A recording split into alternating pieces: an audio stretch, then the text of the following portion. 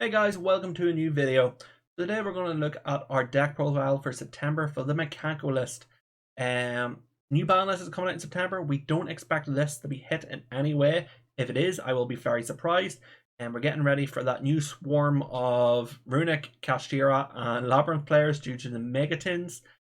So Mikanko, in other ways, is a very good place right now. I played 2 locals over the time of August, and I won both of those locals. I do want to do a video all the matchups in the current meta, Dragon Link, Runic, Pearly, etc.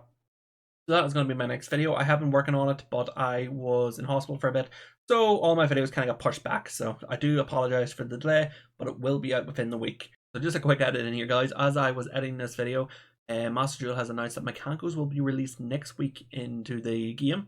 So I will be creating a Mikanko list for that, and I will also post that onto this channel. So I'll see you guys then. So let's jump right into the video.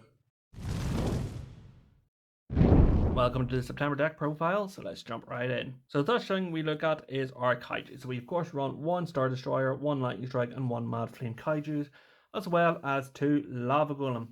Now, we used to run 5 Kaiju, but we decided to take out a Star Destroyer and take out a Lightning Strike for 2 Lava Golems. This is due to the current meta. Think of decks like Millennium, think of decks like Dragon Link, where decks like to swarm the field with Omni Negates, and sometimes 1 Kaiju just is not enough, and that's where Lava Golem comes in. Our next 3 cards then are our Ash Blossom of Joyous Springs. So Ash Blossom is still one of the strongest hand traps in the game, to stop decks like Branded using Branded Fusion, stop Pearly using My Friend Pearly Search or a Pearly Search, or even to stop a Romulus and Dragon Link that's searching for that Dragon's Ravine. So definitely a 3 of in the deck. We then run to the Finder of the Herald. So the Finder of the Herald is a very strong card where it can be used to search out Herald of the Arclight or an Elder Entity Entis and use their effects. Herald of the Arclight then searching for Ohime or Mikanko Kaji, or we can send the Elder Entity Entis to pop a card on the field targeting things like anti-spell fragrance or to beat out of our own negation. People have asked me why I don't run 3 as it is such a strong card, and the reasoning being is that we also run our Lava Golems. If you special summon a Lava Golem to your opponent's side of the field, you cannot normal summon the Diviner for the Diviner's effect, and vice versa. If you normal summon the Diviner, you now can't special summon Lava Golem to your opponent's side of the field. So 2 is just a good number to not draw into both a Diviner and a Lava Golem at the same time. Now we move into our Mikanko ratios. So of course we run 3 of the boss monster, our Ohime, the Manifest, and Mikanko. Such a strong card, its ability to search and its ability to equip spells from the grave to monsters on the field. We then run to Hare, which is the Mikanko searcher in the deck. Very strong card. At 2, I believe 1 would be too little, and 3 would be just too much. 2 just seems to be the right number to allow you to combo plays with Fire Dance from hand or Mariyashidori from the graveyard. And for a similar reason, we run to Huli, the dual Mikanko. So this is the new card from Cyberstorm Access, and is honestly the best card in the deck, even over Ohime. A Huli board can just stop your opponent dead, as they now can't target Mikanko cards at all. And because Huli is equipped with a Mikanko card most of the time, it can't be destroyed by card effects. So it is a very hard card to remove from the field, and can sometimes just stop your opponent dead. We then run 1 Nini, the Mirror Mikanko. Nini being the weakest of the Mikankos, but is very good if you have to go first, so that you can set up that Nini interruption to steal your opponent's monsters. Comboed with things like IP Masquerena, you then can steal your opponent's monsters and link off into even stronger monsters. Moving right along, we go into our equip spells. We of course run our 3 Water Obelisk. Water Obelisk being one of the most broken spell cards to exist, which can act as a free non-targeting removal, as well as allowing you to special summon a Mikanko to the field. If you used to remove an opponent's monster and to go into a Huli, you then can search a trap card, but your field is now protected as well through the effect of Huli. We then run to Fire Dance. Fire Dance letting you monster reborn monsters from your opponent's graveyard to their side of the field, as well as a Mikanko from your grave or hand, so that you get the Mikanko effect, as well as now a body on your opponent's field to bounce into to deal that reflective damage. We then run 1 Mariyashidori, which is right behind Water Obelisk as one of the most broken spell cards in the deck. Mariyashidori acting as a monster reborn in the grave. as well as being able to bounce cards in the field once a mechanical monster battles. Doesn't have to be the mechanical monster that it's equipped to, just a mechanical monster. Because it is so easily searchable and able to be put into the grave so easily, Mary Ashidori is just a very strong card to cheat out a body to the board. Our next card then is our Reflection Rondo. Reflection Rondo being able to be sent to the grave through Great Ceremony, so that he can equip it to an opponent's monster to steal your opponent's monster to interrupt plays during your opponent's turn, but can also be used by Mechanical Rivalry to be equipped from the deck for the same reason, to interrupt your opponent's plays. Just wanted to throw in a quick clip here, guys. You may hear me speak about Water Obelisk and Reflection Rondo as non-targeting removal in a few of my videos. Now, to clarify this, as a commenter pointed out, so thank you to Master J. Reflection Rondo and Water Obelisk, when equipped from the hand, do target, as that's the way equipped spells work. However, if you have an Ohime on the field and you use Ohime's effect to target the equipped spell in the graveyard, they then can equip to a monster that cannot be targeted, as the equip is a part of a resolution and not actually targeting that monster. For example, if you have a Red Ice Dragoon on your opponent's side of the field, you can use the Ohime effect to target a Reflection Rondo in the grave, and that Reflection Rondo will resolve equipped to the Dragoon, and you will then take control of Red Ice Dragoon. So I hope this clears up any confusion, guys. And yeah, we then run one Purification Dance in the deck. The reason we run one Purification Dance is because it is playable from the hand. We can play it from the hand and equip it to any of our monsters, as long as it's a mechanical monster. But if we equip it to our Ohime, it gives that Ohime now Destruction Protection, using it to bounce cards from your field to return a special summon monster your opponent has back to their hand or extra deck. It is a very strong spell, but it's definitely only a one-of in the deck and can be said out in most occasions. We then move into our non-mechanical equipped spells, our first being Double-Edged Sword. Double-Edged Sword in a mechanical deck allows you to do double the reflective damage. If you have equipped a monster on your opponent's side of the field that is 2,000 or more attack, that attack is now 4,000 or more. If you're equipped mechanical then attacks, your opponent then will receive 8,000 or more damage due to the way the card works with mechanicals. It is a great way to cheese out a win and has stolen many wins for me at locals. We then run one Axe of the Fools. Axe of the Fools then, when equipped to a monster, negates that monster's effect. From hand, this can be very strong, as you can equip it to things like a Barone to force that negation. You can equip it to things like Noir, so that Noir's effect is now negated.